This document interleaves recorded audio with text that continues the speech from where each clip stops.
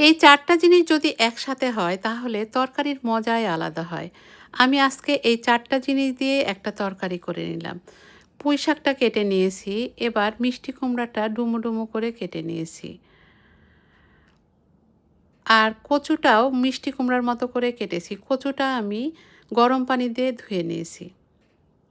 এবার সব সবজিগুলো রেডি করেছি। ইলিশ মাছটাও আমি ধুয়ে লবণ হলুদ মাখিয়ে নিয়েছি। এবার বাটা মশলার মধ্যে দিয়ে দিব সরিষা, জিরা, কাঁচামরিচ আর পেঁয়াজ। এগুলো বেটে নিব।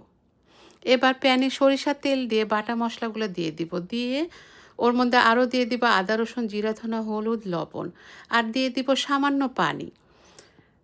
এবার মশলাটা ভালো করে কষিয়ে কিছু মশলা আমি মাছের মধ্যে দিয়ে মাছটা মেখে নিব।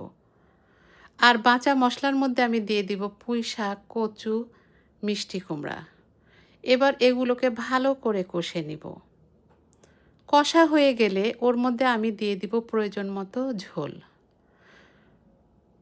এবার ঝোলটায় বলক উঠে গেলে আমি ইলিশ মাছগুলো ভালো করে বিছিয়ে দিব।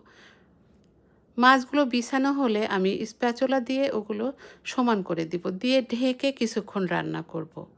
প্রয়োজন মতো ঝোল রেখে উপর দিয়ে আমি জিরার গুঁড়া ছড়িয়ে দিব।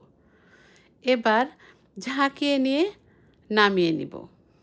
এই তো রেডি আমার মাছের তরকারি।